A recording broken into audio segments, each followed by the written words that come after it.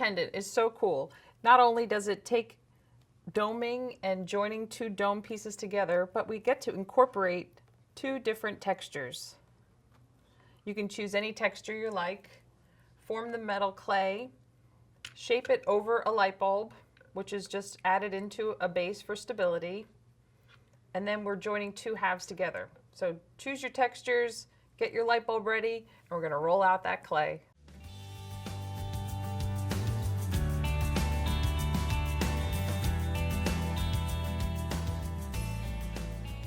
We're rolling the clay out to 6 cards thick or 1.5 millimeters. I'm going to roll the clay out and work toward the general shape that I need for the pendant. And we'll bring in the working texture, which has been conditioned. And there's on that.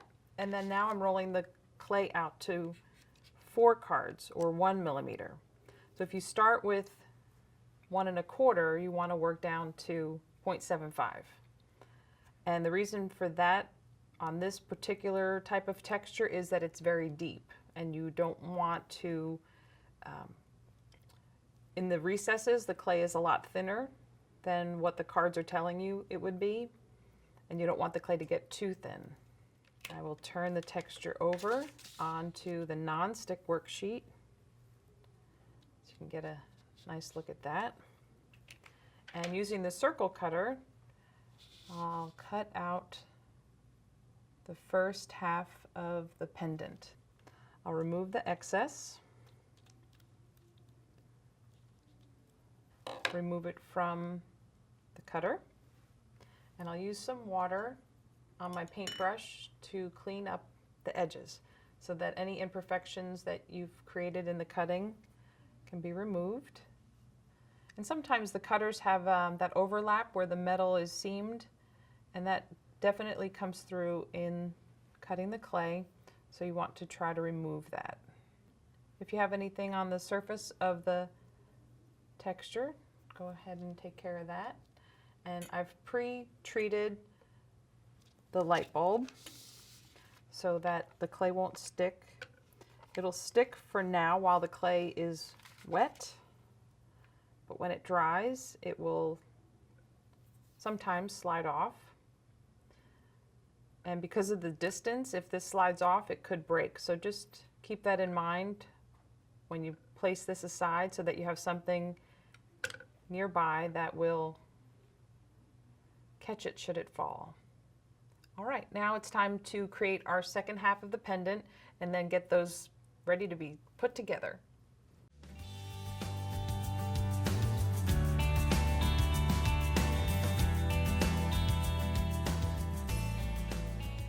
The two halves are formed and dry, ready for refining. I'm going to use the polishing papers to refine the edges. If you have any edges that need a little bit more removed than what this level grit will do, you can use the sanding boards, and that'll move the clay away much more quickly. And you're going for the general circular shape, as well as wanting to make sure that both halves are the same shape because they're going to be put together. Once you've done that, it's time to create the base where the two halves will join together. So I'm trying to flatten out the edge to create like a flat plane on the underside of this. And I'm going to go in a figure 8 motion so that I'm flattening it out evenly across the entire surface. And I'll do that for both halves. So the underside looks like that. So I've got some nice flat surfaces to work with and stick together. So now the next step is to figure out how these go together. You've worked to get the shapes in the good general direction. Now we just want to match them up. And so you can remember where they met, draw yourself some guidelines. so you can have them as a reference once you add the clay. It'll just help you with placement. And I'll draw an arrow up so I know which way I had this positioned. There. So now we're going to add paste and move them around. Okay, so I'm going to add a nice thick layer all along the edge.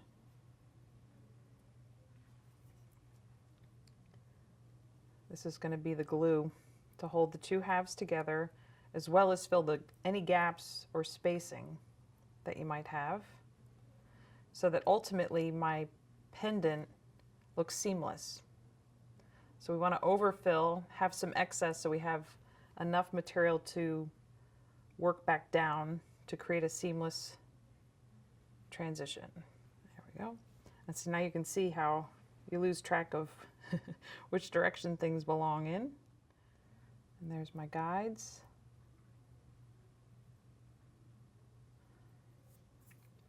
Make sure things matched. I'm trying to not impart any additional clay on the surface since we've worked hard to get it clean. It looks like I need just a little twist. I don't want to move it too much at this point because you've got a nice join. There we go. Okay, and I'm not going to disturb it. I'm going to let it do its thing and dry. Looks good. And now we'll set it aside and do any filling if there's any areas that still need some clay added, and then we'll take it down to a seamless finish and add the stringing holes.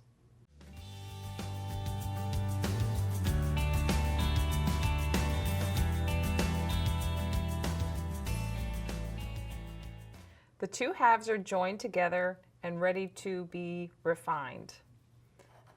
I'm going to clean up this side to show you. Let's see, I'll use this grit first. Just cleaning up some of those edges. And because we have that nice little shelf that we created, by removing some of the material, not only am I refining the shape, but I'm also working down to that seamless finish we're looking for. You don't want to take away too much because then you've got a big hole, because this is hollow. So I'm just going to work down in progression a little bit and take a look at what we have. Use a paintbrush to clear away some of the excess so I can get a good look at our progress. Yeah, that looks nice. We've already refined the surface earlier, so we don't have to worry about that. Just clean up anything that may have gotten added that you didn't intend to be added. Now we'll do the stringing holes.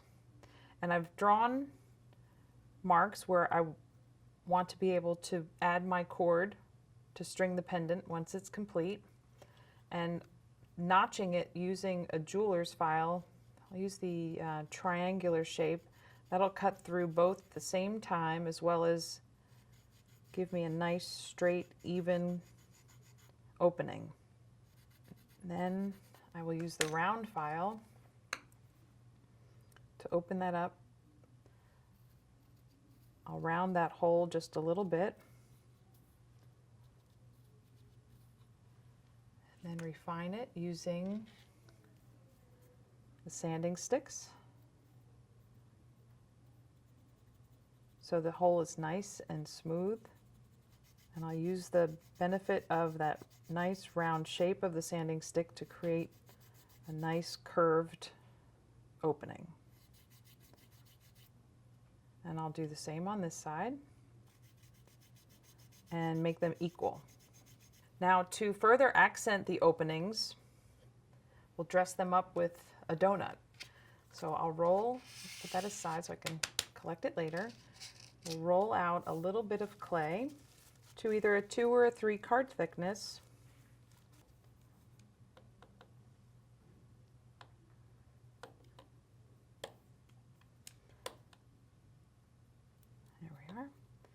I'll transfer it to the non-stick surface, which I've buried very nicely. There we go. Using a round or circular punch, Nice, it stayed there. If not, they have plungers, so it'll help release the clay. And then I'll use a smaller cylinder to cut out. First I'll just tap it for placement to make sure I'm centered. All right, there we are. And you can use anything that'll go down the center of that to pop out that circle. Wrap up the clay, add some water to either of the openings. And I will use the paintbrush. There we go. Fold it over carefully, centering it. There we go. Make sure it's where you want it. And then apply pressure. So once you apply the pressure, it's going to be a little more permanent. Add some more water. Make sure it's really down and attached to the surface. Apply some more pressure without distorting the shape. There we have it. So we've got a nice addition to the opening on the bead or the pendant. We'll repeat that on the other side, let it dry, and then we'll come in and clean it up, and then we're almost ready to fire it.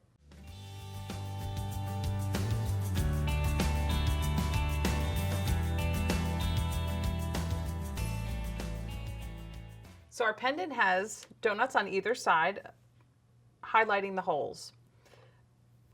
It's time to refine them. They're dry and ready to be cleaned up. So I will take the polishing papers and refine any areas that need a little touch up. Since we spent so much time before adding the donuts, there really isn't much to be done. You just want to make sure that the donuts and the area around it are in as equally good condition as the rest of the pendant. And then just double check that if any of the areas between where the donut was added and the pendant, if there's any gaps, just make sure you fill that in with some slip or paste.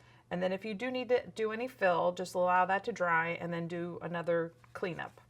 Use any of the refining tools that you need to make this perfect. Once it's perfect, it's time to fire.